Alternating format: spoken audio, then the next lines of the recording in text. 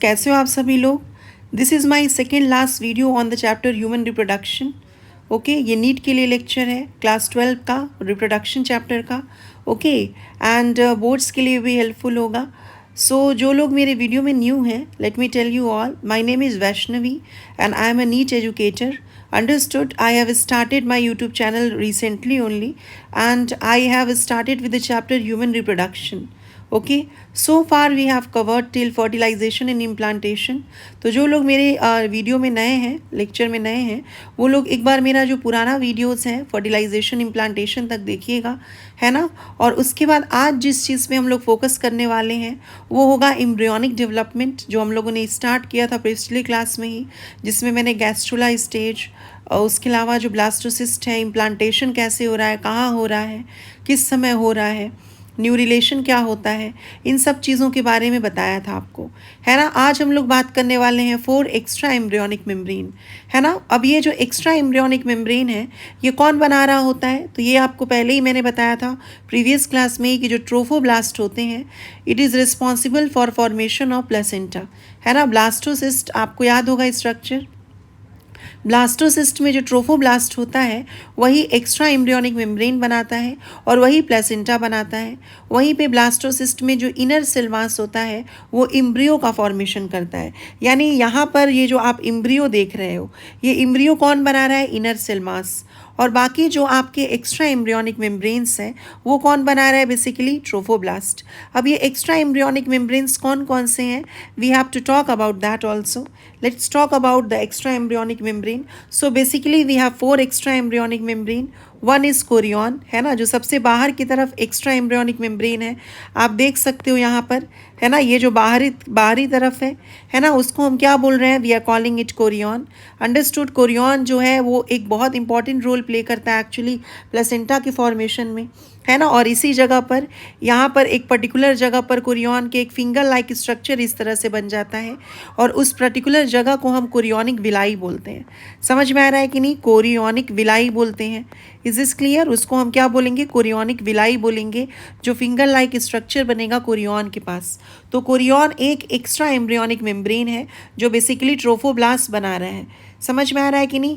और जो पार्ट है कोरियन का जो प्लेसेंटा फॉर्मेशन में रिस्पॉन्सिबल रोल प्ले करेगा, जैसे फॉर एग्जांपल अगर हम लोग यहाँ से यहाँ तक पार्ट ले लें किसका, कोरियन का, जो प्लेसेंटा बनाने में हेल्प करेगा, रिस्पॉन्सिबिलिटी रोल प्ले करेगा, यहाँ से यहाँ तक हम लोगों ने पोर्शन ले लिया. अंडरस्टूड. अब ये जो पोर्शन स्पेशल पोर्शन है किसका, कोरियन का, जो प्लेसेंटा बनाने में हेल्प करेगा, उस पर्टिकुलर एरिया को, उस पर्टिकुलर जगह को हम बोलेंगे कोरियोनिक फ्रॉन्डोसम या कोरियोनिक फ्रॉन्डोसा भी आप बोल सकते हो. समझ में आ रहा है कि नहीं. तो कोरियोनिक फ्रॉन्डोसा क्या है, यस, कोरियोनिक फ्रॉन्डोसा क्या है. Chorionic frondosa is a particular part of chorion which is involved in placenta formation. Yes or no? हालांकि आपको कोरियोनिक फ्रॉन्डोसा याद रखने की ज़रूरत नहीं है, बट ये आपको ज़रूर याद रखना है कि आफ्टर इम्प्लांटेशन, इम्प्लांटेशन के बाद, इम्प्लांटेशन किसका हुआ, ब्लास्टोसिस्ट का. कहाँ हुआ, endometrial lining of the uterus में. कब हुआ, basically 6 to 7th day of the fertilisation में.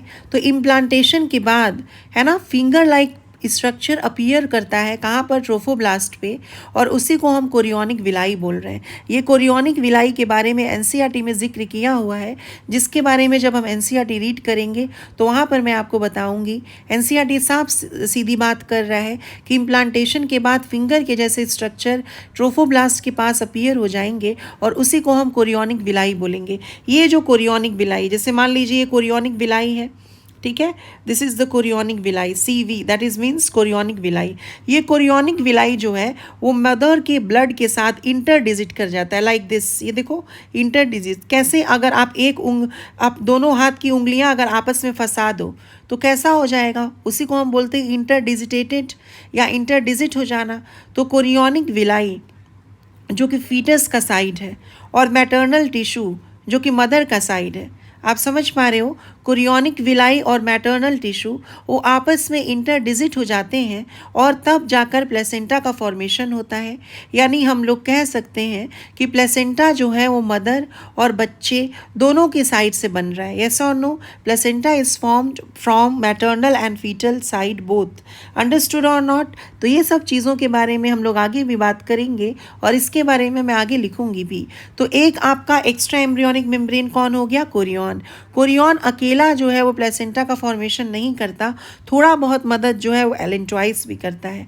यस और नो? एलेंट्राइस जो है वो भी कोरियन के साथ मिलकर प्लेसेंटा का फॉर्मेशन करता है। और एक स्ट्रक्चर होगा जहाँ पर प्लेसेंटा इम्ब्रायो से अटैच होता है, उस स्ट्रक्चर को हम बोलते हैं अम्बिलिकल कॉर्ड। देखिए ये अम्बिलिकल कॉर्ड वो जगह है जहाँ पर एक्चुअली में प्लेसेंटा जो है वो इम्ब्रायो से क्या होता है? अटैच होता है। यस और नो? और ये जो अम्बिलिकल कॉर्ड है that is also formed with the help of chorion and allantois. तो कोरियन और एलेंट्राइस सिर्फ प्लेसेंटा बनाने में नहीं हेल्प कर रहा है, बल्कि ये अम्बिलिकल कॉर्ड बनाने में भी हेल्प कर रहा है। देखो यहाँ पे कोरियोनिक विलाई इधर दिखाया हुआ है, समझ में आ रहा है कि नहीं? मैंने आपको समझाने के लिए उधर दिखाया, तो आप किधर भी आप देख सकते हो। Is this clear? किधर भी एक पोर्शन के पास देख सकते हो, है ना? तो यहाँ पे देखिए कोरियोनिक विलाई यहाँ दिखाया हुआ है। Is this clear? मैंने आपको समझाया। ये देखो फिंगर लाइक प्रोजेक्शन है ना, ये जो कोरियोनिक विलाई आपको नजर आ रहा है ये क्या है? They are finger like projection, है ना? ये फिंगर नुमा प्रोजेक्शंस हैं। देखिए ये फिंगर नुमा प्रोजेक्शन है। और ये जो पर्टिकुलर पार्ट है दिस वन, इसको हम क्या बोलेंगे जो प्लेसेंटा बनाने में हेल्प करेगा? कोरियोनिक फ्रोंडोसा। यस और नो? मैंने आपको एक आइडिया दिया यहाँ पर बताकर, लेकिन वो कहीं भी स्पेसिफिक जगह पर आपका बेसिकली हो सकता है। यस और नो? क्योंकि ट्रोफोब्लास्ट ही एंडोमेट्रियन लाइनिंग के साथ इम्बेड कर रहा है, जिसके बारे में हम लोगों ने प्रीवियस क्लास में चर्चा की थी, और ट्रोफोब्लास्टी प्लेसेंटा बनाने में हेल्प करेगा।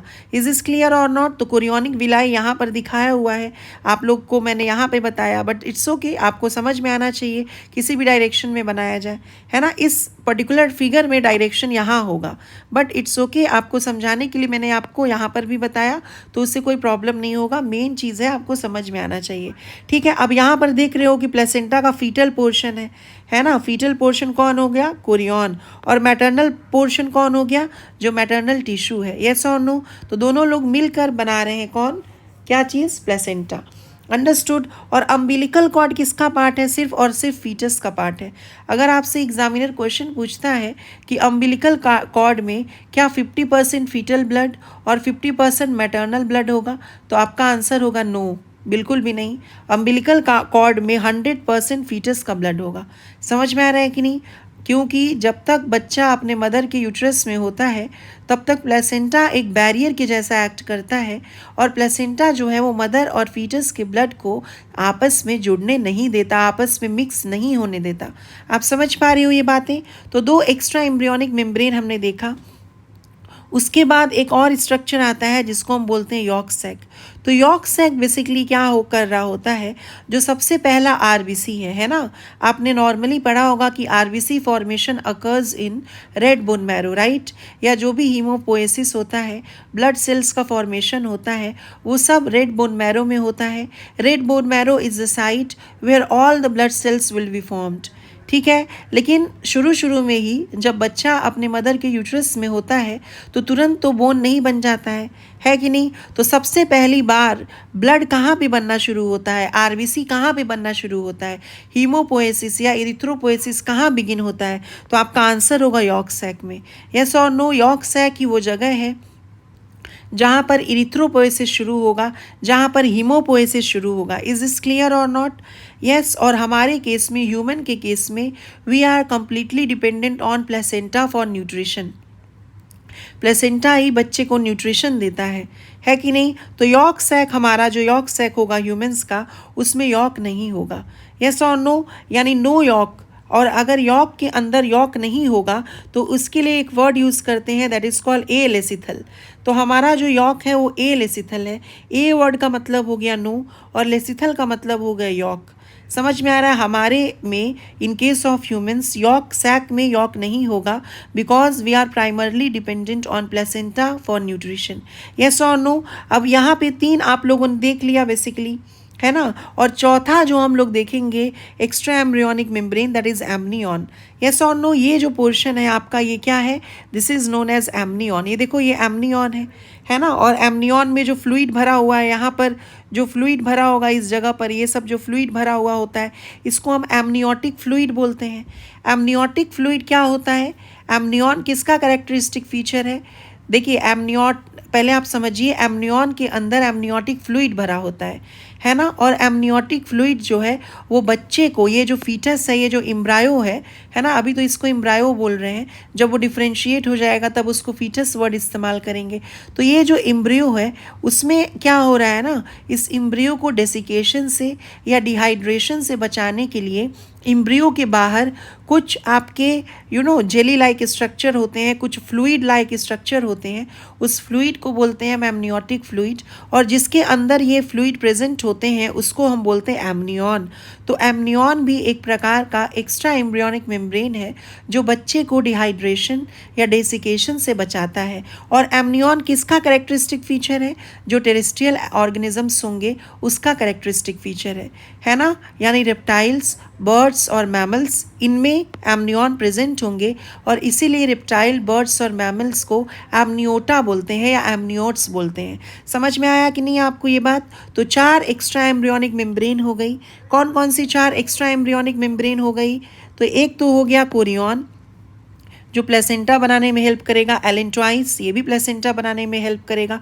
कोरियन और जो एलेंट्राइस है ये दोनों अम्बिलिकल कॉर्ड बनाने में भी हेल्प करेंगे। And placenta is attach to the foetus, है ना, at umbilical cord. Umbilical cord में 100% फीटस का ब्लड होगा।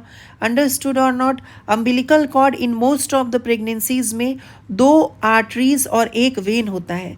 आई एम रिपीटिंग, अम्बिलिकल कॉर्ड में 2 आर्टरीज और 1 वेन होता है। अम्बिलिकल आर्टरी और अम्बिलिकल वेन, है ना, 2 अम्बिलिकल आर्टरी और 1 अम्बिलिकल वेन होगा।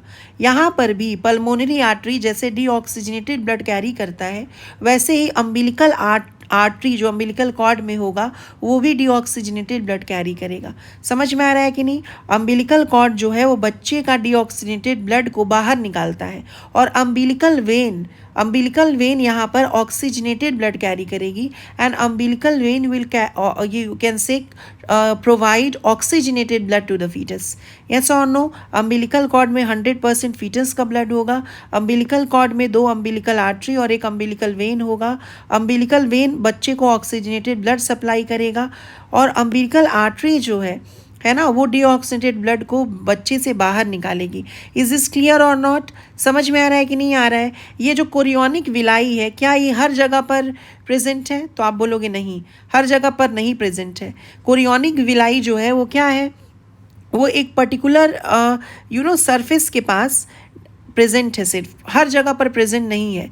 यस और no. Chorionic villi are initially distributed across entire surface. शुरू में कोरियोनिक विलाई सब जगह पर होगा, है ना, जैसा कि मैंने बताया था आपको कि शुरू में मैंने यहाँ भी बना दिया था, क्योंकि शुरू में क्या होता है कि कोरियोनिक विलाई जो है it is distributed across entire surface of chorion, but later on it become restricted to a particular area. बाद में क्या होता है ना कि ये जो कोरियोनिक विलाई है ये एक पर्टिकुलर एरिया में रिस्ट्रिक्ट हो जाता है और इसीलिए हम लोग बोलते हैं कि जो ह्यूमन प्लेसेंटा है वो मेटाडिस्क्वाइडल है। वाई ह्यूमन प्लेसेंटा के लिए वर्ड यूज़ करते हैं हम लोग मेटाडिस्क्वाइडल इसलिए वर्ड यूज़ करते हैं क्योंकि कोरियन जो है वो शुरू में across the entire surface of Korean present होगा, बट बाद में क्या होता है कि वो एक पर्टिकुलर जगह पर रिस्ट्रिक्ट हो जाता है, इसीलिए वर्ड यूज़ करते हैं हम लोग मेटाडिस्क्वाइडल प्लेसेंटा। यस और नो। और ये जो प्लेसेंटा है इसके लिए एक और वर्ड हम लोग यूज़ कर सकते हैं, haemochorial. Why we are calling human placenta as haemochorial. Haemochorial इसलिए बोल रहे हैं क्योंकि हीमो वर्ड किसके लिए आया यहाँ पर, मदर के ब्लड के लिए, मैटरनल ब्लड, है ना, मैटरनल का जो ब्लड है ना, और जो बच्चे का कोरियन है वो दोनों आपस में इंटरडिजिट कर रहे हैं। यस और no. The maternal blood is interdigitated with the chorion. वो आपस में बहुत अच्छे से एक दूसरे के साथ इंटरडिजिटेड हैं। समझ में आया कि नहीं। इसीलिए हम लोग बोल रहे हैं haemochorial placenta. Is this clear. Placenta के लिए हम लोग ह्यूमन के मेटाडिस्क्वाइडल वर्ड यूज़ करते हैं। मैंने आपको एक्सप्लेन किया क्यों। हीमोकोरियल यूज़ करते हैं क्यों, बिकॉज जो मैटरनल ब्लड है और जो कोरियन है बच्चे का वो आपस में इंटर डिजिटेड है, इसीलिए we are using the word haemochorial. और कोरियन और एलेंट्रॉइस बना रहा है क्या प्लेसेंटा, इसीलिए कोरियो एलेंट्रॉइक या एलेंटोकोरियन प्लेसेंटा वर्ड भी यूज़ करते हैं, है ना। कोरियो एलेंट्रॉइस या एलेंटोकोरियन प्लेसेंटा वर्ड भी हम लोग यूज़ करते हैं। इज दिस क्लियर और नॉट। ये सब वर्ड क्यों यूज़ कर रहे हैं, कोरियन और एलेंट्रॉइस मिलकर प्लेसेंटा बनाता है। तो आई होप जो छोटी छोटी बातें होंगी ये आपको ज़रूर समझ में आ गई होंगी कि किसका क्या काम है ना। जो चीज़ें मैं बोल रही हूँ हो सके कि आप उसको, है ना, थोड़ा थोड़ा पॉज करके अपने नोटबुक में नोट करो, क्योंकि मैं कुछ भी यहाँ पर, मेरा मकसद ये नहीं है आपको इंटरटेन करना, है ना। हो सकता है मेरी वीडियो आपको फ़नी नहीं लगे या इंटरटेनिंग नहीं लगे उतने अच्छे तरीके से जाके जैसे बाकी लोगों की वीडियोस लगते हैं, है ना। क्योंकि मेरा मकसद 1 मिनट भी आपका टाइम गंवाना नहीं है, सिर्फ नॉलेज को स्प्रेड करना है। तो इसीलिए मैं इस चीज़ में बिलीव भी नहीं रखती हूँ कि मैं यहाँ पे आके किसी भी प्रकार का एंटरटेनमेंट करूँ, है ना, ना ही जोक क्रैक करूँ, या ये सब चीज़ें मैं ज़्यादा बिलीव नहीं रखती हूँ अभी तक। आगे आई डोंट नो मैं रखूँगी कि नहीं, लेकिन अभी तक तो मैं इस चीज़ में बिलीव नहीं रखती हूँ। अंडरस्टूड और नॉट। तो मैंने आपको क्या चीज़ बताया, देखो मैंने बोला कि जो प्लेसेंटा है, देखिए ये सब चीज़ें याद रखिएगा आप, इज़ फॉर्म्ड, प्लेसेंटा कौन बना रहा है, it is form from both, दोनों साइड से बन रहा है ना, both maternal and foetal side. यानी अगर आपसे क्वेश्चन एग्जामिनर पूछेगा कि क्या सिर्फ मदर ही प्लेसेंटा बनाती है, आप बोलोगे नहीं। क्या सिर्फ फीटस ही प्लेसेंटा बनाता है, आप बोलोगे नहीं। दोनों लोग मिलकर बनाएंगे, है ना। मदर का साइड और फीटस का साइड, दोनों को साइड मिल के प्लेसेंटा बनाएगा। कैसे, तो मदर के साइड से हमें मिल रहा है, मैटरनल साइड से, जो डेसिडुआ एंडोमेट्रियम की जो लाइनिंग है जिसको बोल रहे हैं डेसिडुआ बेसिलिस, है ना। एक्चुअली डेसिडुआ किसको बोलते हैं, मैंने प्रीवियस क्लास में बताया था, प्रेग्नेंट यूट्रस के लिए वर्ड यूज़ करते हैं डेसिडुआ, है ना। Decidua is the pregnant uterus. Decidua जो प्रेग्नेंट यूट्रस है उसमें 2 पार्ट्स होता है, एक डेसिडुआ बेसिलिस होता है और एक डेसिडुआ पैरिटैलिस होता है। आपको ज़्यादा समझने की ज़रूरत नहीं है, बस याद रखना है डेसिडुआ बेसिलिस। ये भी नहीं याद रख सकते हो तो कोई बात नहीं, ज़्यादा परेशान होने की ज़रूरत नहीं है, बस याद रख लेना मैटरनल टिश्यू, ये भी याद रख लोगे तो बहुत है। समझ में आया why we are using the word decidua. Decidua word आता है डेसिडुअस से, है ना। आप लोगों ने ज्योग्राफी में पढ़ा होगा deciduous tree and evergreen tree. Deciduous tree जो होते हैं वो टेम्प्रोरी होते हैं, है ना, वो उनके जो पत्ते होते हैं वो टेम्प्रोरी होते हैं, वो शेड हो जाते हैं। उसी प्रकार से जो प्रेगनेंसी है वो टेम्प्रोरी है, ऐसा तो नहीं है ज़िंदगी भर जो फीमेल है वो प्रेग्नेंट रहने वाली है, यस और नो। तो इसीलिए we are using the word decidua for the gravid uterus और फॉर द प्रेग्नेंट यूट्रस। और तो जो मैटरनल साइड से प्लेसेंटा फॉर्मेशन में कंट्रीब्यूशन है वो डेसिडुआ बेसिलिस से आएगा, और बच्चे के साइड से जो प्लेसेंटा का कंट्रीब्यूशन है that will come from chorion majorly. Major कौन होगा, कोरियन होगा, और थोड़ा बहुत पार्ट इसका और कौन कंट्रीब्यूट करेगा, एलेंट्रॉइस, यस और नो, एलेंट्रॉइस भी कंट्रीब्यूट करेगा। तब जाकर क्या बन रहा है, ये दोनों मिलेंगे तब जाकर क्या बन रहा है, ह्यूमन प्लेसेंटा। और ह्यूमन प्लेसेंटा के लिए हम कौन कौन सा शब्द का इस्तेमाल करेंगे, हम लोग बोलेंगे हीमोकोरियल, मैंने आपको रीज़न बता दिया। हम बोलेंगे मेटाडिस्क्वाइडल, हम बोलेंगे chorio allantois placenta. Is this clear और नॉट। तो ये सब जो शब्द हैं इसका हम प्रयोग करने वाले हैं ह्यूमन प्लेसेंटा के लिए, और आपको ये सब चीज़ पता होना चाहिए। देखो थोड़ा सा चैलेंज है नीट, समझ में आ रहा है कि नहीं। I will keep on motivating you in between. NEET is थोड़ा सा challenging and it needs consistency, है ना। अगर आपका IQ लेवल बहुत हाई फाई नहीं है कोई बात नहीं, कोई बात नहीं, समझ में आया, ये जेन्युइन चीज़ है। अगर आपका बहुत हाई फाई IQ नहीं है तो इससे कोई बड़ी बात नहीं है, इससे डरने की ज़रूरत नहीं है, लेकिन आपके अंदर मेहनत करने का जुनून होना चाहिए। आपको कंटिन्यूसली कॉन्सिस्टेंटली मेहनत करनी होगी, समझ में आ रहा है कि नहीं। अगर आप कॉन्टिन्यूसली पढ़ाई कर रहे हो, सही डायरेक्शन में पढ़ाई कर रहे हो, है ना, NCERT बेस्ड पढ़ाई कर रहे हो, 30% to 40% NCERT से आपको ज़्यादा नॉलेज होनी चाहिए, लेकिन NCERT के कंटेंट का ही नॉलेज होना चाहिए। फालतू बुकलेट हमें नहीं फॉलो करना है, समझ में आ रहा है कि नहीं। ऐसी पढ़ाई करनी है कि NCERT का एक एक वर्ड हमें अच्छे से समझ में आ सके, ठीक है, तभी जाकर आपका नीट क्लियर होगा। क्वेश्चन को आपको प्रैक्टिस करना है। टेस्ट सीरीज़ आप किसी का अच्छे टेस्ट सीरीज़ को ज्वाइन कर लीजिए, है ना। और मैं भी ये चैप्टर ख़त्म होने के बाद अच्छे अच्छे क्वेश्चंस आपको दूंगी, है ना, ताकि मुझे समझ में आ सके और आपको भी कि आपकी तैयारी किस तरह से चल रही है। इज़ इज़ क्लियर और नॉट। और मैं कोशिश करूँगी कि इस चैप्टर का एक 1 शॉर्ट वीडियो भी अपलोड करूँ जो सिर्फ एनसीईआरटी की रीडिंग हो अलग से। हालांकि मैं हर लेक्चर में एनसीईआरटी की रीडिंग कराती हूँ, लेकिन वो एक फुल ऑन एनसीईआरटी रीडिंग का एक लेक्चर मैं सोच रही हूँ ऐसा लेके भी अपलोड करूँगी, ताकि आपके लिए जितना हो सके मैं अच्छे से अच्छा कंटेंट प्रोवाइड कर सकूँ। तो अब देखिए मैंने क्या बोला आपको कि आफ्टर इम्प्लांटेशन, ये एनसीईआरटी का लाइन है, आपको पता होना चाहिए। इम्प्लांटेशन किसका होता है? ब्लास्टोसिस्ट। और इम्प्लांटेशन लीड्स टू प्रेगनेंसी। अगर आपसे क्वेश्चन पूछा जाएगा कि कौन से इवेंट्स के बाद प्रेगनेंसी कंफर्म होगी, तो आपका आंसर होगा इम्प्लांटेशन। तो इम्प्लांटेशन के बाद क्या होता है? फिंगर लाइक प्रोजेक्शंस, फिंगर के जैसे प्रोजेक्शन, जैसा कि मैंने आपको बताया कोरियोनिक विलाई की यहाँ बात हो रही है ना। वो अपीयर होगा किसके ऊपर? ट्रोफोब्लास्ट के ऊपर। जिन लोगों को ट्रोफोब्लास्ट नहीं पता वो लोग मेरा प्रीवियस लेक्चर देखें। Trophoblast is the outer layer of the blastocyst which also produces a hormone call human chorionic gonadotrophin. और ये जो फिंगर लाइक प्रोजेक्शन है उसको हम क्या बोल रहे होते हैं? उसको जो नाम दे रहे हैं उसका नाम है कोरियोनिक विलाई। यस और नो, उसका नाम क्या है बच्चों? उसको हम बोल रहे हैं chorionic villi. Is is clear? अब यहाँ पर आपको पता होना चाहिए कि ये जो कोरियोनिक विलाई है, कोरियोनिक विलाई है ना, और जो मैटरनल टिश्यू है ना, ये दोनों मिलकर बनाएंगे ना क्या चीज़? प्लेसेंटा।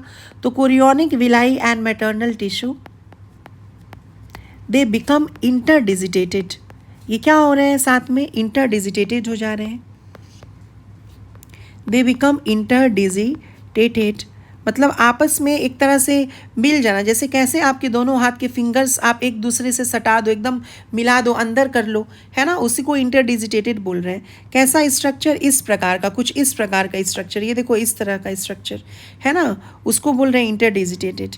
यस और no? To form what? Placenta. और ये प्लेसेंटा क्या है? What is this placenta? ये प्लेसेंटा जो है it is the structural and functional unit. किसके किसके बीच में स्ट्रक्चरल एंड फंक्शनल यूनिट है ये प्लेसेंटा? डेवलपिंग एम्ब्रियो एंड है ना, एंड फीटस।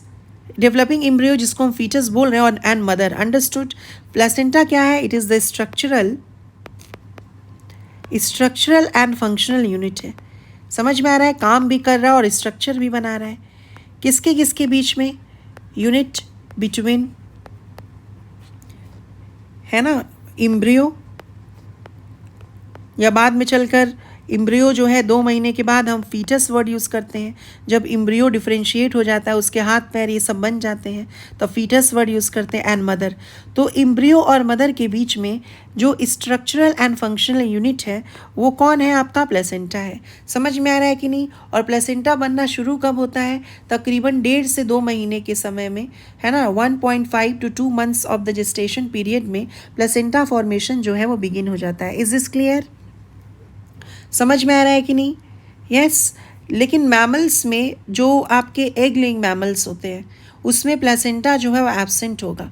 समझ में आया कि नहीं? ये आप लोगों ने एनिमल किंगडम में पढ़ा होगा। मैं बस आपको वर्बली बोल रही हूँ, अगर आप चाहो तो उसको नोट डाउन कर सकते हो। क्या बोला मैंने? कि placenta is absent in prototherians. Prototherians कौन होते हैं? प्रोटोथेरियंस मतलब होता है एग लेइंग मैमल्स, है ना। एग लेइंग मैमल्स, इसको मोनोट्रीम्स भी बोलते हैं। एग लेइंग मैमल्स को प्रोटोथेरियंस या मोनोट्रीम्स बोलते हैं। जैसे प्लैटिपस होता है, इकिडना होता है ना। ये लोग क्या होते हैं? प्रोटोथेरियंस होते हैं, अंडा देने वाले मैमल्स होते हैं। और इनमें क्या होता है? No placenta. प्लेसेंटा इनमें एब्सेंट होता है। ऑब्वियस सी बात है, ये अंडा देने वाले हैं तो इनको न्यूट्रिशन जो है वो यॉक सैक से मिलता है। इनके यॉक सैक में भरा हुआ होता है अच्छे अमाउंट में यॉक, और उसी से उनको न्यूट्रिशन मिलेगा उनके पास, इसीलिए प्लेसेंटा नहीं होता। और जो मेटाथेरियंस होते हैं, है ना, मेटाथेरियंस मतलब क्या हो गया? जो पाउच्ड मैमल्स होते हैं, जैसे कैंगरू जो है वो आपके मेटाथेरियंस में आते हैं। कैंगरू मार्सूपियल्स के अंदर आते हैं। आप इवोल्यूशन में पढ़ोगे तो उनमें जो प्लेसेंटा होता है वो वीक प्लेसेंटा होता है। उनका प्लेसेंटा जो है वो कमज़ोर होता है। इसीलिए शायद सबको पता होगा आप लोगों को कि कैंगरू जो होता है ना उसका बच्चा बहुत ज़्यादा छोटा होता है। क्यों? क्योंकि उसका प्लेसेंटा जो है वो बहुत ज़्यादा वीक होता है, तो उसका जो प्लेसेंटा है वो उस बच्चे को बहुत ज़्यादा सपोर्ट नहीं कर पाता है, न्यूट्रिएंट्स नहीं प्रोवाइड कर पाता है, इसीलिए बहुत छोटे अमाउंट में ही या बहुत छोटे साइज़ में ही वो डिलीवरी कर देता है अपने बच्चे की, और उसके बाद वो अपने पाउच के अंदर उस बच्चे को रखता है, और उसके पास मेमोरी ग्लैंड होगा। ऑब्वियसली सारे मैमल्स में मेमोरी ग्लैंड होता है विदाउट एनी एक्सेप्शन, और उस मेमोरी ग्लैंड के थ्रू वो अपने बच्चे को फीड करके बड़ा करता है। समझ में आ रहा है कि नहीं? हम लोग यूथेरियन मैमल्स में आते हैं, ट्रू प्लेसेंटल मैमल्स में आते हैं, और हमारे पास वेल डेवलप्ड प्लेसेंटा है। यस और no? Well developed placenta is present in eutherian mammals, जिसको कोरियो एलेंट्रॉइस प्लेसेंटा बोलते हैं, क्योंकि वो कोरियन और एलेंट्रॉइस से बनता है। इज दिस क्लियर और नॉट क्लियर? समझ में आया कि नहीं आया? एमनियन का क्या काम होगा, आप लोग मुझे बता सकते हो? एमनियन का क्या काम होगा? आपको याद रखना है, एमनियन जो है it prevents the embryo from desiccation और dehydration, and it also protects the embryo from any type of mechanical shock, है ना? ये शॉक एब्जॉर्बर का भी काम करता है। Is is clear? और क्यों? क्योंकि इस एमनियन के पास एमनियोटिक फ्लूइड होता है ना? इसी फ्लूइड के अंदर आप रिप्रोडक्टिव हेल्थ में पढ़ोगे कि कभी कभी क्या होता है, किसी बच्चे की जेनेटिक एबनॉर्मलिटी को पता करने के लिए, है ना, जब 14 to 16 वीक हो जाता है प्रेगनेंसी का, या 14 to 18 वीक ऑफ प्रेगनेंसी में क्या करते हैं कि इसी एमनियोटिक फ्लूइड्स में, है ना, बेसिकली एक निडल के थ्रू इस फ्लूइड को निकालते हैं, और इस फ्लूइड के अंदर बच्चे के सेल्स भी गिरे होंगे, है ना, क्योंकि सबको पता है भाई सेल्स तो मरेंगे भी ना, सेल्स गिरेंगे, शेड होंगे, मरेंगे भी, तो इस एमनियोटिक फ्लूइड में बच्चे के जो सेल्स हैं वो भी गिरे हुए होते हैं।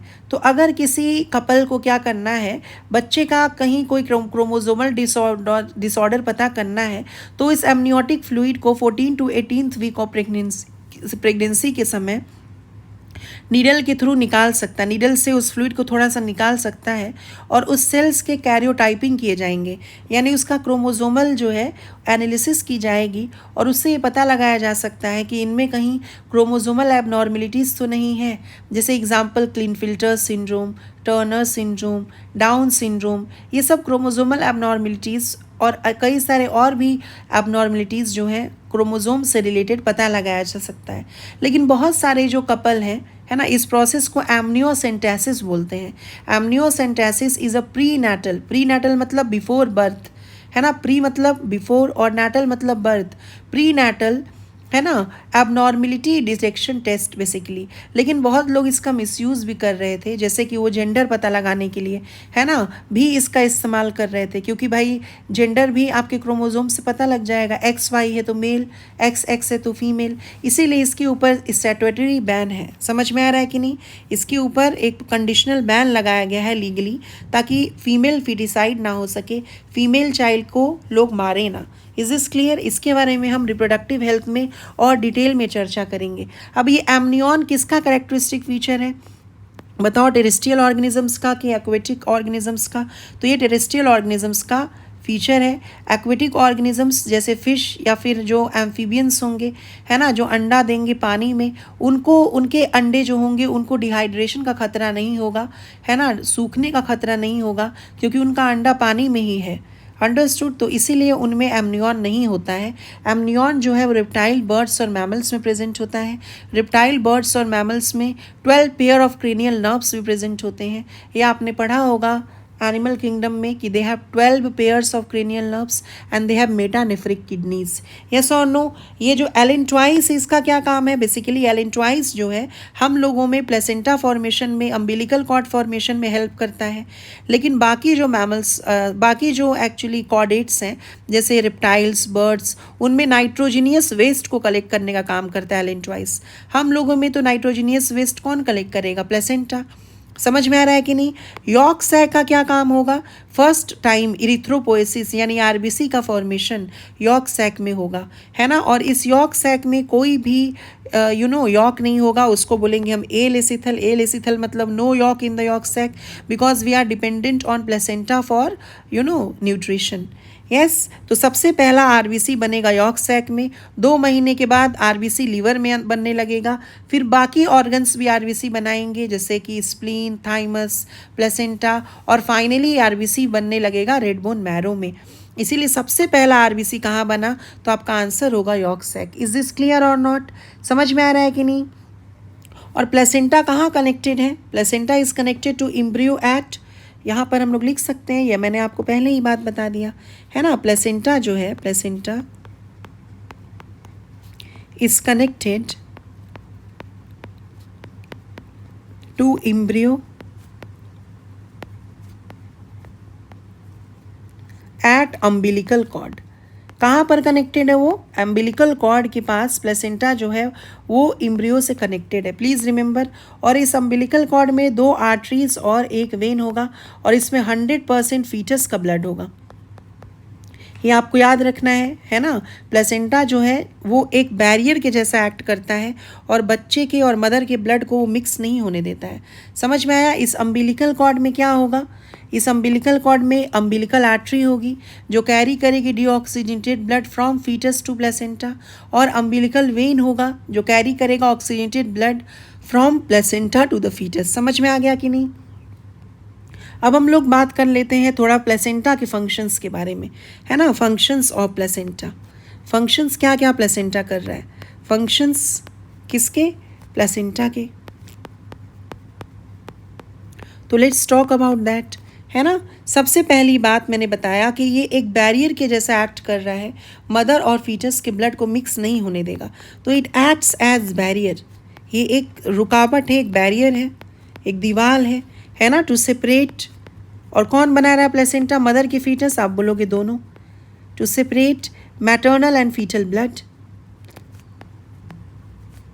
मदर और फीटस के ब्लड को सेपरेट करने का ये काम कर रहा है, एक बैरियर के जैसा काम कर रहा है। अंडरस्टूड? ये फीटस के लंग के जैसा काम कर रहा है, it acts as foetal lung. समझ में आ रहा है? फीटल लंग के जैसा काम कर रहा है, यानी ऑक्सीजन सप्लाई करेगा ये, है ना। लंग क्या करता है? ऑक्सीजन को सप्लाई करता है ना, और कार्बन डाइऑक्साइड रिमूव करता है। लेकिन जब तक बच्चा अपने मदर के यूट्रस में होता है, तब तक जो बच्चा है उसका लंग कोलैप्स स्टेट में रहता है। याद रखिएगा, है ना। टिल द बर्थ नहीं हुआ, जब तक बर्थ नहीं हुआ बच्चे का, तब तक उसका लंग कोलैप्स स्टेट में होता है। बर्थ के बाद क्या होता है? एक गैस होता है NO, है ना, उसके इन्फ्लुएंस में वैसोडाइलेशन होता है, लंग्स जो है वो फंक्शनल हो जाता है, और तब जाकर लंग्स काम करता है। क्योंकि जब तक कोई बच्चा अपने मदर के यूट्रस में होगा, तब तक प्लेसेंटा ही फीटस के लंग के जैसा काम करेगा, वही ऑक्सीजन सप्लाई करेगा और कार्बन डाइऑक्साइड का रिमूवल करेगा, है ना। यही खाना भी देगा। तो ये जो प्लेसेंटा है इसका न्यूट्रिटिव फंक्शन भी है, न्यूट्रिटिव। उसके बाद रेस्पिरेटरी और एक्सक्रीटरी फंक्शन भी है, वेस्ट रिमूवल का भी, respiratory and excretory function. Yes और नो? ये सब इसके फंक्शंस हैं, किसके? प्लेसेंटा के। इज दिस क्लियर और नॉट? उसके अलावा जब प्लेसेंटा बन जाएगा तो कई सारे हार्मोन्स भी प्रोड्यूस करने लगेगा। समझ में आ रहा है कि नहीं? और अब जो फीमेल है ना, उसको प्रेगनेंसी सस्टेन करने के लिए सिर्फ कॉर्पस लूटियम पे डिपेंड नहीं रहना होगा। अगर इस समय कॉर्पस लूटियम नहीं भी है तो भी प्लेसेंटा से काम चल जाएगा। समझ में आ रहा है कि नहीं? कॉर्पस लूटियम क्या होता है? ओवरी में बनता है ना। ये सब आपको बताया था। तो कौन कौन से हार्मोन बेसिकली प्लेसेंटा प्रोड्यूस कर रहा है? आपके बुक में 4 हार्मोन्स का जिक्र है। एक है आपका एस्ट्रोजन, दूसरा है प्रोजेस्टेरॉन, है ना, प्रोजेस्टेरॉन। तीसरा होता है आपका SCG, that is human chorionic gonadotrophin. इसका क्या फुल फॉर्म है? Human chorionic gonadotrophin.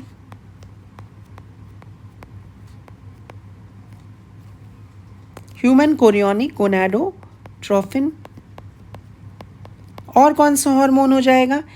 HPL। What is the full form of HPL? Human placental lactogen, है ना। HPL stands for human placental lactogen. समझ में आ रहा है कि नहीं? ये हार्मोन्स तुम्हारे बुक में दिया हुआ है, जिसमें से कि प्लेसेंटा के ये 2 हार्मोन्स जो होंगे SCG और HPL, ये सिर्फ और सिर्फ प्रेगनेंसी के समय ही रिलीज होंगे। समझ में आया कि नहीं? एस्ट्रोजन और प्रोजेस्टेरॉन तो मेंस्ट्रुअल साइकिल में भी रिलीज हो रहा है, लेकिन SCG और HPL are released only during pregnancy. इसके अलावा और भी हार्मोन्स होते हैं प्लेसेंटा के, जैसे HPS होता है। What is HPS? इसका फुल फॉर्म होता है ह्यूमन प्लेसेंटल सोमैटोट्रोफिन। समझ में आ रहा है? इसके अलावा भी होता है जिसका फुल फॉर्म होता है ह्यूमन प्लेसेंटल थायरोट्रॉफिन। उसके अलावा जो है HPC भी होता है जिसका फुल फॉर्म होता है ह्यूमन प्लेसेंटल कॉर्टिकोट्रॉफिन, है ना। बट आप ये स्किप कर सकते हो, आप ये 4 जरूर नाम याद रखना क्योंकि NCERT इसको बोल रही है। Is this clear? ये बातें समझ में आ गई आपको? अब एक और हार्मोन प्रोड्यूस होता है later stage of the pregnancy में, कहाँ से? बेसिकली ओवरी से, है ना। उसका नाम क्या है? Relaxin hormone.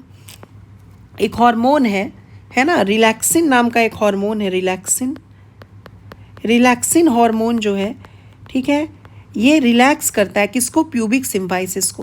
प्यूबिक सिम्फाइसिस आप लोगों ने लोकोमोशन एंड मूवमेंट में पढ़ा होगा। जब प्यूबिक सिम्फाइसिस रिलैक्स होगा, है ना, तभी जो बच्चा है नीचे सरक कर आएगा और सर्विक्स और वेजाइना के थ्रू बाहर निकलेगा। यस, तो प्यूबिक सिम्फाइसिस को रिलैक्स होना होगा, लूज होना होगा। कब? पार्चुरेशन के समय, चाइल्ड के डिलीवरी के समय। तो ये जो रिलैक्सिन हार्मोन है, इसका सोर्स क्या है?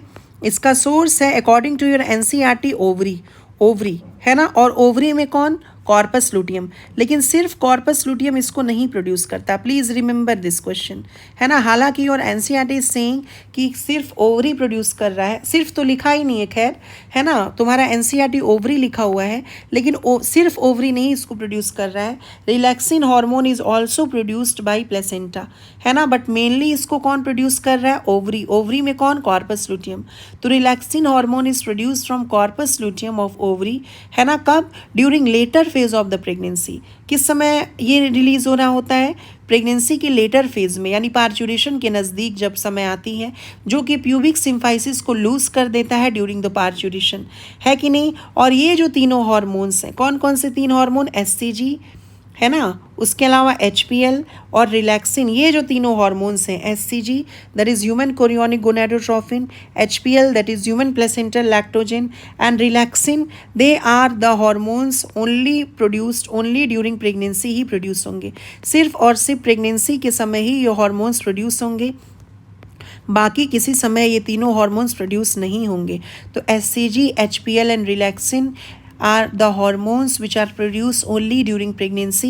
ये बहुत बहुत इंपॉर्टेंट क्वेश्चन बनता है किसका? नीट का। समझ में आ रहा है कि नहीं आ रहा है? यस, रिलैक्सिन हार्मोन कौन प्रोड्यूस करेगा? ओवरी। ओवरी में कौन? Corpus luteum. Actually corpus luteum 4 hormones produce करता है, समझ में आ रहा है? कौन कौन से? एक तो एस्ट्रोजन प्रोड्यूस करता है ना, आपको याद रखना होगा। उसके अलावा प्रोजेस्टेरॉन प्रोड्यूस करता है। एस्ट्रोजन और प्रोजेस्टेरॉन जो है वो आपके पेप्टाइड हार्मोन्स होते हैं। और एस्ट्रोजन और प्रोजेस्टेरॉन जो है वो स्टीरॉइड हार्मोन्स होते हैं, है ना।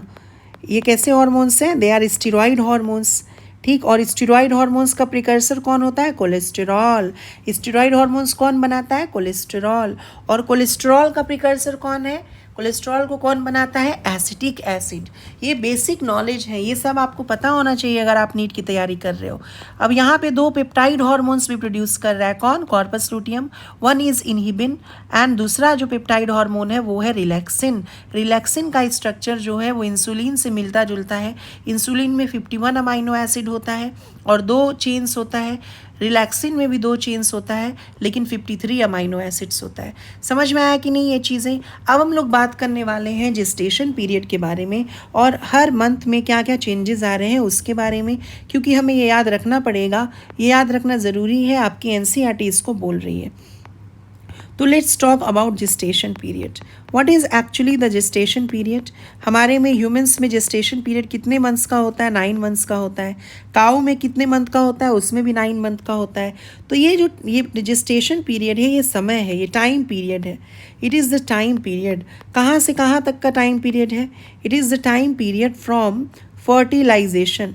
फर्टिलाइजेशन यानी कि जब फ्यूजन हुआ मेल गैमीट और फीमेल गैमीट का ampulla region of the fallopian tube में, है ना, उसी को हम फर्टिलाइजेशन हो गया, उसी को हम बोलेंगे कॉन्सेप्शन। कॉन्सेप्शन से लेकर पार्चुरेशन यानी डिलीवरी ऑफ द चाइल्ड का जो समय है, का जो टाइम डिफरेंस है, उसी को हम बोल रहे होते हैं जेस्टेशन पीरियड। अंडरस्टूड और नॉट? तो ह्यूमंस में अगर हम बात करें 9 मंथ्स का होता है ना, 9 मंथ्स का होता है। अगर डेज में बात करें तो वी कैन से 266 डेज, ठीक है, फ्रॉम फर्टिलाइजेशन। अप्रॉक्सीमेट वैल्यू है ना, पूरा 9 महीने के हिसाब से नहीं काउंट करने लगना। येस और नो? 266 डेज जनरली होता है फ्रॉम फर्टिलाइजेशन, और 280 डेज होगा फ्रॉम मेंस्ट्रुअल साइकिल। यस और नो? क्यों? क्योंकि मेंस्ट्रुअल साइकिल अगर 28 डेज का है तो 14th डे पे फर्टिलाइजेशन होगा, इसीलिए मेंस्ट्रुअल साइकिल में हमें और 14 डे पीछे जाना होगा। तो 266 डे से और 14 डे पीछे जाओगे तो 280 आएगा। यस और नो? From last menstruation. ये अप्रॉक्स वैल्यू है, ये वैरी करता है फीमेल टू फीमेल, किसी में थोड़ा पहले किसी में थोड़ा लेट भी हो सकता है। तो ह्यूमंस में कितना हो गया? अप्रॉक्सीमेटली 9 मंथ्स का जेस्टेशन पीरियड होता है। इज दिस क्लियर और नॉट? 9 महीने का जेस्टेशन पीरियड होता है। कुछ और एनिमल्स के बारे में तुम्हारा एनसीईआरटी जो है वो क्वेश्चन पूछता है, तो उससे लिए हम लोग मेंशन कर सकते हैं। जैसे काऊ में वो कितने दिन का है? तो काऊ में ये काऊ में भी 9 मंथ्स का है ना। गाय में भी 9 महीने का जेस्टेशन पीरियड होता है, हम लोगों के जैसा ही है। अगर हम लोग बात करें बफेलो में, भैंस में, यस और नो? बफेलो में, जैसे बफेलो का आप ब्रीड पता है आपको? मुर्रा एक बहुत अच्छी ब्रीड होती है बफेलो की, है ना। Murrah, Jafarabadi, Surti, these are the breeds of buffalo. Cow के ब्रीड का नाम आपको पता है? जैसे जर्सी, है ना, जर्सी हो गई, सहीवाल हो गई, रेड सिंधी हो गई, है ना, हॉल्स्टीन फ्रिजिशियन हो गई, आयरशायर हो गया, ब्राउन स्विज हो गई, है ना, गिर हो गई, ये सब काऊ की ब्रीड है। उसके बाद डॉग, है ना, कैट्स। डॉग और कैट में बहुत कम होता है ना। अप्रॉक्सीमेटली दोनों में 2 मंथ्स के अराउंड होता है अप्रॉक्सीमेटली, थोड़ा आगे थोड़ा पीछे हो सकता है। रैट में इन लोगों में बहुत कम होता है, 1 महीने के अराउंड होता है ना। 28 से 35 दिन के अराउंड ही होता है, किसमें? रैट में और रैबिट में। तो आप देख सकते हो कि सबका जो जेस्टेशन पीरियड है वो अलग अलग है। वहीं पे अगर हम जेस्टेशन पीरियड एलिफेंट का जानेंगे तो वो और ज़्यादा होता है। इज दिस क्लियर और नॉट? एलिफेंट का 18 to 22 मंथ्स होता है ना। 18 to 22 मंथ्स हो सकता है जेस्टेशन पीरियड। यस और नो? यानी हम लोगों के कंपैरिजन में 3 गुना से ज़्यादा, है ना। हम लोग का कितना हो गया है? 3 गुना से ज़्यादा नहीं, सॉरी, 2 गुना से ज़्यादा। हम लोग में 9 महीना हुआ, इसमें 18 हुआ, 18 2 गुना हो गया ना, या 22 हो सकता है, यानी 2 गुना से ज़्यादा भी हो सकता है। अब जेस्टेशन में कौन कौन से इवेंट्स होते हैं वो भी हम लोग देख लेते हैं कि पहले मंथ में क्या होता है, दूसरे मंथ में क्या होता है। यस और नो? तो let's talk about events during gestation. So अब हम लोग बात कर सकते हैं किसके बारे में? इवेंट्स, है ना। क्या हो रहा है ड्यूरिंग जेस्टेशन? जेस्टेशन के समय कौन कौन से इवेंट्स हुए उसके बारे में अब हम चर्चा कर सकते हैं, हम बात कर सकते हैं। तो सबसे पहले मंथ 1, पहला मंथ जो होता है, देखिए पहला जो 3 महीना होता है ना उसको फर्स्ट ट्राइमेस्टर बोलते हैं। ट्राई मतलब 3 और मिस्टर मतलब मंथ। यस और नो? पहला जो 3 महीना होता है प्रेगनेंसी का वो बहुत ज़्यादा क्रूशियल होता है, क्योंकि वो फॉर्मेटिव फेज़ होता है। उसमें ही उसी पहले 3 महीने में major organs and organ systems जो हैं वो डेवलप होते हैं। इसीलिए वो पहला जो 3 महीना है उसमें बहुत ज़्यादा ध्यान रखना पड़ता है जो प्रेग्नेंट फीमेल होती हैं। Is this clear? और मान लीजिए उस फीमेल को अगर प्रेगनेंसी नहीं चाहिए तो पहले 3 महीने में अगर वो एबॉर्शन कराना चाहती है, मेडिकली टर्मिनेट कराना चाहती है प्रेगनेंसी को, जिसको हम बोलते हैं medical termination of pregnancy, MTP, तो वो पहला 3 महीना ही सेफ होता है, क्योंकि 3 महीने के बाद बच्चा माँ के जो टिश्यूज़ होते हैं उससे बहुत ज़्यादा स्ट्रांगली जुड़ जाता है, उसके मेजर ऑर्गन सिस्टम्स डेवलप हो जाते हैं। और पहले ट्राइमेस्टर के बाद अगर हम मेडिकली टर्मिनेट करेंगे प्रेगनेंसी को तो वो बहुत ज़्यादा जानलेवा हो सकता है मदर के लिए। इसीलिए पहले 3 महीने के बाद अगर प्रेगनेंसी को टर्मिनेट करना होता है तो 2 मेडिकल प्रैक्टिशनर की राय लेनी पड़ती है। तो ये सब जो चीज़ें हैं ये हम लोग रिप्रोडक्टिव हेल्थ जो नेक्स्ट चैप्टर होता है उसमें डील करने वाले हैं। अंडरस्टूड? तो मंथ 1 में क्या हो रहा है? हार्ट का फॉर्मेशन होगा। पहले महीने में क्या होता है? जो दिल की धड़कन है वो बनेगी, और हार्ट बीट को हम लोग मेजर कर सकते हैं। मेजर मतलब सुन सकते हैं एक्चुअली। कौन से इंस्ट्रूमेंट के थ्रू? स्टेथोस्कोप, है ना, जिसको आला के नाम से जानते हैं, या हम लोग इलेक्ट्रॉनिक डॉपलर अल्ट्रासाउंड डिवाइस आता है एक, है ना, उसके थ्रू, स्टेथोस्कोप या फिर इलेक्ट्रॉनिक डॉपलर अल्ट्रासाउंड डिवाइस के थ्रू क्या होता है कि उसका हार्ट बीट जो है बच्चे का वो सुना जा सकता है। तो पहले मंथ ख़त्म होते होते ही जो हार्ट है बच्चे का वो क्या होता है? बन जाता है, और जो फर्स्ट और सेकेंड हार्ट साउंड लब और डप रेस्पेक्टिवली वो सुनाई देने लगता है स्टेथोस्कोप में। इज दिस क्लियर और नॉट? उसके बाद से महीना जो दूसरा है मंथ 2, है ना। मंथ 2 जो होता है ना, इसमें क्या होते हैं? लिम्स, जो बच्चे का हाथ और पैर है वो बन जाते हैं, और डिजिट्स यानी उंगलियां जो हैं, टोज़ हैं, ये भी बनने लगते हैं, थंब, ये सब बनने लगते हैं। यस और नो, यानी अब बच्चा जो है वो डिफ्रेंशिएट हो गया। इज दिस क्लियर और नॉट? बच्चा जो है वो डिफ्रेंशिएट हो गया है 2 महीने में, और इसीलिए अब दूसरे महीने में या 2 महीने के बाद हम बच्चे के लिए, इम्ब्रियो के लिए वर्ड यूज़ करते हैं फीटस। फीटस मतलब डिफ्रेंशिएटेड इम्ब्रियो। समझ में आ रहा है कि नहीं? फीटस वर्ड का मतलब क्या होता है? जब बच्चे के अंदर डिफ्रेंशिएशन हो गया, लिम्स एंड डिजिट्स जो हैं वो बन गए। तो डिफ्रेंशिएटेड इम्ब्रियो के लिए we will use the word fetus, जो कि 2 महीने के बाद हम लोग यूज़ कर सकते हैं, इस्तेमाल कर सकते हैं। Is this clear? अब क्या हो रहा है बेसिकली, 3rd मंथ की अगर हम लोग बात करें तो मंथ 3 में क्या हुआ? मंथ 3 अगर आया तो उस समय क्या हुआ? मंथ 3 में क्या होता है, जो major organs and organ systems जो हैं वो वेल डेवलप्ड हो जाएंगे। Major organs and organ systems जो हैं वो वेल डेवलप हो जाएंगे। समझ में आया? ऑर्गन सिस्टम्स जो है, ठीक है, आर वेल डेवलप्ड, ब्रेन वगैरह और बाकी जो चीज़ें हैं उसका फॉर्मेशन हो चुका है। एक्सटर्नल जेनिटेलिया यानी कि पेनिस और वल्वा है ना, respectively in male and female, वो भी वेल डेवलप्ड है। तो एक्सटर्नल जेनिटेलिया यानी कि penis in case of male, और जो वल्वा होता है ना, एक्सटर्नल जेनिटेलिया ऑफ फीमेल को क्या बोलते हैं? वल्बा। जैसे mons pubis, labia majora, labia minora, clitoris, hymen, वो भी वेल डेवलप हो जा रहा है। किस समय? मंथ 3 में। यस और नो? तो आपको याद रखना है, ये चीज़ें आपको याद रखनी होगी। और ये जो पहला 3 मंथ है इसको हम फॉर्मेटिव फेज बोलते हैं। येस और no? The first 3 months are developing और formative month of the baby. And women जो है उस समय उसको, ये पहले 3 महीने में उसको ड्रग या अल्कोहल नहीं कंज्यूम करना चाहिए, बिल्कुल भी नहीं करना चाहिए, क्योंकि वही जो मेन डेवलपमेंट का स्टेज है वो वही है ना। और ये जो ड्रग हुआ या जो अल्कोहल हो गया, ये सब जो चीज़ें हैं वो बच्चे के लिए टेराटोजन के जैसे काम करेंगे।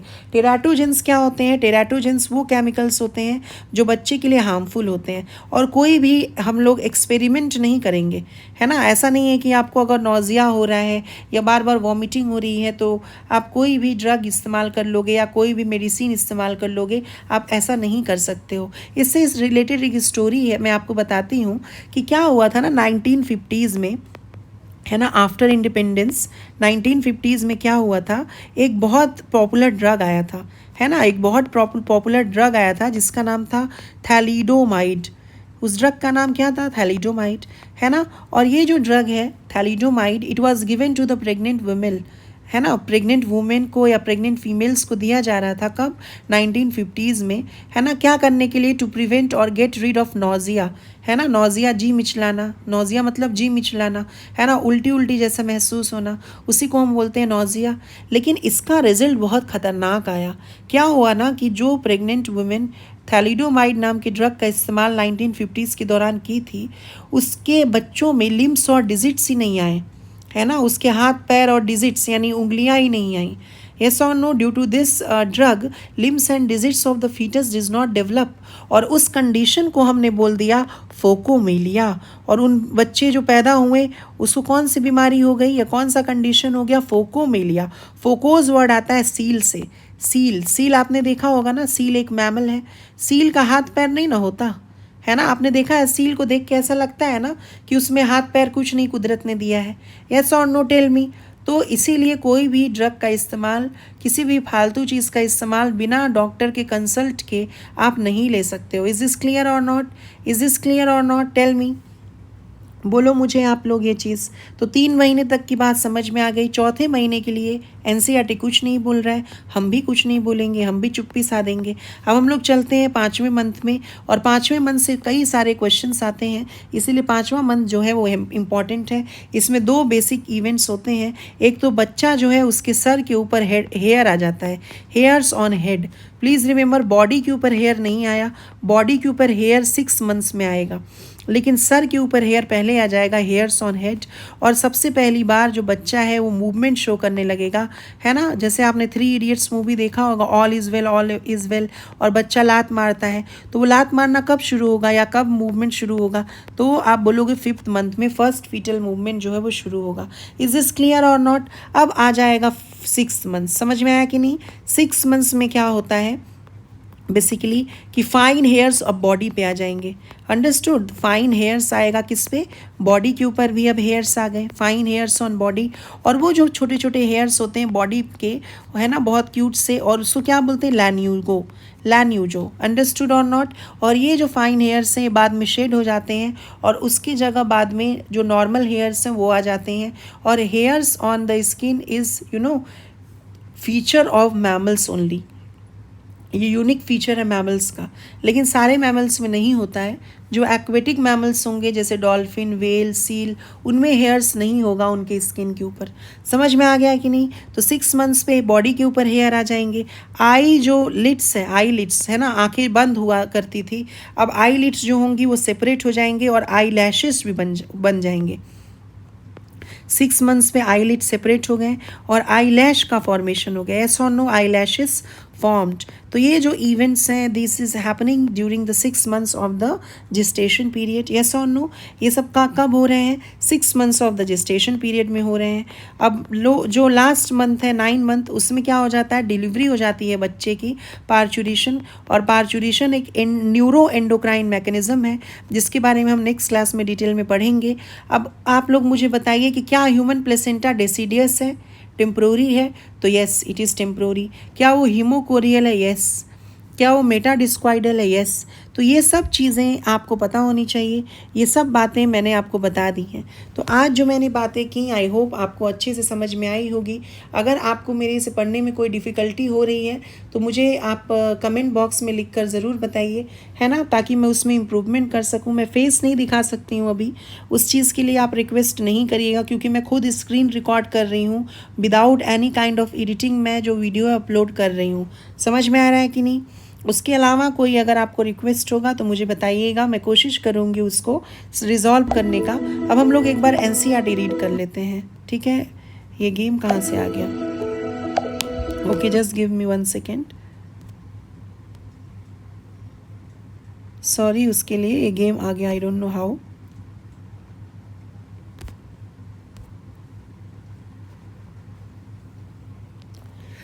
ओके, एक बार हम लोग एनसीईआरटी रीड करते हैं। चलिए, प्रेगनेंसी एंड एम्ब्रियोनिक डेवलपमेंट, इसके पहले की जो चीज़ें हैं और ये जो चीज़ें जो मैंने अंडरलाइन की है, हम लोग ऑलरेडी रीड कर चुके हैं प्रीवियस क्लास में। जो लोग नहीं देखे हैं वो क्लास, वो प्लीज़ जाकर देखिए। मैंने मेंस्ट्रुअल साइकिल, गैमीटोजेनेसिस, oogenesis, स्पर्मेटोजेनेसिस, सब कुछ बहुत ब्यूटीफुली समझाया है। आप जाकर देखिए, आपको कोई भी प्रकार की डिफ़िकल्टी नहीं होगी। अब हम लोग आज का टॉपिक हम लोग जो एनसीईआरटी से अब पढ़ेंगे, that is pregnancy and embryonic development after implantation, यानी इम्प्लांटेशन के बाद, है ना। Finger like projection appear on the trophoblast, जिसको कोरियोनिक विलाई बोल रहे हैं। यस और नो? देखिए यहाँ पर कोरियोनिक विलाई बनाया हुआ होगा। ये देखो, ये कोरियोनिक विलाई है, प्लेसेंटल विलाई या chorionic villi, which are surrounded by uterine tissue and maternal blood. उसको कौन सराउंड कर रहा है? यूटेराइन टिश्यू और मैटरनल ब्लड। ये बात मैंने अभी की थी आपसे। अब ये जो कोरियोनिक विलाई है ना, the chorionic villi and uterine tissue, ये आपस में इंटरडिजिट हो जाएंगे और jointly with each other and jointly form a structural and functional unit, है ना, between developing embryo यानी fetus and maternal blood body, जिसको हम क्या बोल रहे हैं? Placenta. yes or no? Placenta is the structural and functional unit between fetus and mother. is this clear? you know this, मैंने आपको बता दिया। The placenta facilitate the supply of oxygen and nutrients to the embryo and also removal of CO2 and excretory waste material produced by the embryo. Yes or no? उसमें umbilical artery और umbilical vein होगा जिससे placenta connected होगा. The placenta is connected to the embryo through an umbilical cord और umbilical cord में 100% fetal blood होगा which helps in the transport of substance to and from the embryo. Yes or no? मैंने बताया umbilical artery और umbilical artery vein होगा उसमें. Placenta also act as endocrine tissue and produces several hormones like HCG, that is human chorionic gonadotrophin, HPL, that is human placental lactogen, estrogen, progesterone, etcetera. मैंने कुछ और hormones का नाम आपको बताया है, उसको आप नोट डाउन कर लीजिएगा। In the letter phase of the pregnancy hormone called relaxin, relaxin एक पेप्टाइड हार्मोन है ना, प्रोटीनेशियस इन नेचर है, is also secreted by the ovary. कौन प्रोड्यूस कर रहा है? ओवरी प्रोड्यूस कर रहा है। समझ में आया कि नहीं? इज दिस क्लियर और नॉट? और इसको प्लेसेंटा भी कर रहा है क्या? यस, प्लेसेंटा भी कर रहा है। लेकिन अगर आपको प्लेसेंटा और ओवरी में से एक ही ऑप्शन चुनना होगा तो आप ओवरी करोगे, आप एनसीईआरटी वाइज जाओगे। लेकिन अगर ये स्टेटमेंट लिख के आ गया है ना कि relaxin is only produced by ovary, तो आप बोलोगे नहीं, it is produced by placenta also. लेकिन अगर एक ही ऑप्शन आपको चुनना है देन यू विल चूज क्या? ओवरी। यस और नो? और ओवरी में कौन? Corpus luteum. Let us remember that HCG, HPL and relaxin are produced in women only during pregnancy. ये काफ़ी ज़्यादा इंपॉर्टेंट बात है। यस और नो? और प्रेगनेंसी के समय बाकी हॉर्मोन्स का लेवल भी बहुत ज़्यादा बढ़ जाएगा, ठीक है। In addition during pregnancy the level of और other hormones like estrogen, progesterone, cortisol, prolactin, thyroxine etcetera are increase several folds in maternal blood. Mother के खून में बहुत ज़्यादा बढ़ जाएगा, इसीलिए मूड स्विंग्स प्रेगनेंसी में बहुत ज़्यादा होता है ना। इसलिए बहुत ख्याल रखना पड़ता है, उनका किसी भी तरह का मूड हो जाता है। और ये हार्मोन्स क्यों बनते हैं, क्यों बढ़ जाते हैं? ताकि जो भी बच्चे और के अंदर सपोर्ट हो रहा है या मदर के अंदर जो भी मेटाबॉलिक चेंज हो रहा है उसको वे हेल्प कर सकें। अंडरस्टूड? देखो आगे लिखा भी होगा कि Increased production of these hormones is essential for supporting the fetal growth, metabolic changes in the mother, and maintenance of pregnancy. Is this clear or not? समझ में आई ये बातें? इसके बाद के कुछ लाइंस मैंने आपको प्रीवियस क्लास में पढ़ाई थी, अब यहाँ पर हम लोग पढ़ेंगे what are the major features of embryonic development at various months of pregnancy. हर महीने में क्या क्या हो रहा है। The human pregnancy last for 9 months। Do you know for how many months pregnancy last in dog, है ना। डॉग में 2 महीना, एलिफेंट में 18 से 22 महीना, कैट में भी 2 महीना। फाइंड आउट, है ना, हम लोग ऑलरेडी मैंने आपको बता दिया। In human beings after 1 month of the pregnancy the embryo's heart is formed, है ना। पहले मंथ के बाद इम्ब्रायो का हार्ट बन जाएगा।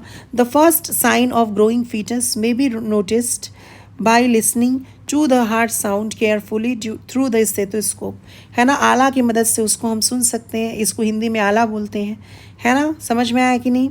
Bye the end of 2nd month of pregnancy the fetus develop limbs and digits. By the end of 12 weeks, है ना, फर्स्ट ट्राइमेस्टर में most of the major organ systems are formed, जैसे limbs और external genitalia जो है वो well developed हो गए हैं। फर्स्ट मूवमेंट जो है फीटस का और appearance of hair on head ये कब हो रहा है? 5th month पे हो रहा है, ये भी मैंने आपको बता दिया। Bye the end of about 12 week मतलब क्या हो गया? And of 2nd trimester। एक ट्राइमेस्टर मतलब 3 महीना, 2 ट्राइमेस्टर मतलब 6 महीना, 6 महीना मतलब कितना वीक हो गया? 24 weeks हो गया। यस, एक महीने में 4 वीक, तो 6 × 4 24। The body is covered with fine hairs, है ना। 6 months के बाद फाइन हेयर से बॉडी कवर हो जाएगा। आई लिड सेपरेट हो जाता है 6 months में। आई लैशेज जो है वो फॉर्म हो जाते हैं, है ना। और by the end of 9 months of pregnancy fetus जो है वो फुल्ली डेवलप्ड है और डिलीवरी के लिए रेडी है। अब ये डिलीवरी कैसे होता है, हाउ एक्चुअली पार्चुरेशन अकर्स, और उसके बाद दूध पिलाने का ये क्या बोल सकते प्रक्रिया, उसको लैक्टेशन बोलते हैं, वो हम लोग नेक्स्ट क्लास में करेंगे। तो आई होप आपको चीज़ें समझ में आई होगी। आप अपने मेरे कमेंट बॉक्स में लिखकर ज़रूर बताएं कि आपको ये लेक्चर हेल्दी लग रहा है कि नहीं, सपोर्टिव लग रहा है कि नहीं, आपके सारे कॉन्सेप्ट समझ में आ रहे हैं कि नहीं। हो सकता है इंटरटेनमेंट नहीं हो रहा हो जैसा आपको बाकी वीडियोज़ में मिलता है, but I am damn sure कि समझ में तो चीज़ें आ रही होंगी। ओके, तो अब नेक्स्ट क्लास में मिलते हैं। That will be the last class of this chapter human reproduction. उसके बाद से मैं 2 क्लासेस और मैं सोची हूँ रखने के लिए। एक क्लास में मैं क्वेश्चंस कराऊंगी, अच्छे अच्छे लेवल के क्वेश्चंस लेकर आऊँगी, और जो बच्चों ने अच्छे से पढ़ाई की होगी वही कर पाएंगे, क्योंकि नीट में अब कॉन्सेप्चुअल क्वेश्चंस आ रहे हैं। और दूसरा जो हमारा एक और लेक्चर होगा वो एनसीईआरटी रीडिंग का होगा, ठीक है। तो thank you so much students, है ना। आज आपको जो भी समझ में आया है आप एक बार कमेंट में ज़रूर लिख के बताइएगा आपको कैसा लगा। और अगर आपको वीडियो अच्छी लगती है तो हो सके तो लाइक, शेयर और सब्सक्राइब कर दीजिएगा, बट ये कंपलसरी नहीं है, इट्स अप